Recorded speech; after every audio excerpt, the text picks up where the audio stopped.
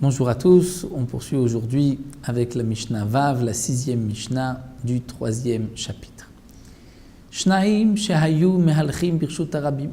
La Mishnah nous parle de deux personnes qui marchaient dans le domaine public, mais echad ratz vechad mehalech.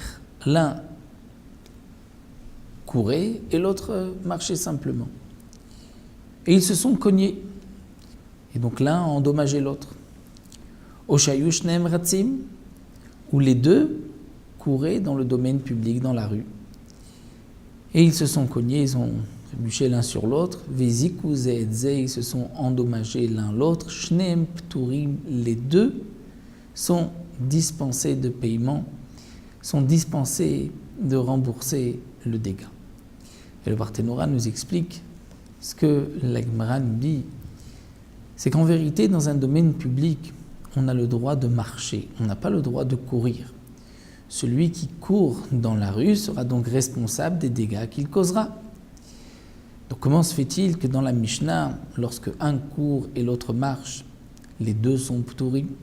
Si encore lorsque les deux courent, ils sont pturim, ils sont dispensés de paiement s'ils se sont cognés, étant donné que l'un comme l'autre ne marchait pas dans le domaine public, ils couraient, donc ils sont les deux responsables de leur accident. Mais lorsque un court et l'autre marche, pourquoi les deux sont pturim?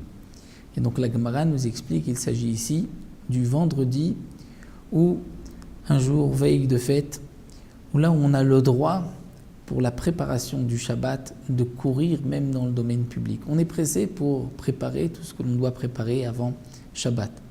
Et donc veille de Shabbat, un vendredi ou veille d'un jour de fête, d'un Yom Tov, ou si tous les deux donc courent, donc un jour de fête, c'est même si un seul court, il a le droit de courir, donc ils sont tous les deux dispensés de paiement. Si les deux courent, ils sont tous les deux dispensés, étant donné que les deux ne marchent pas normalement dans la rue comme ils devaient le faire. Donc ça, c'est l'explication de la Mishnah Vav, une petite Mishnah. On poursuivra avec la Mishnah suivante la prochaine fois.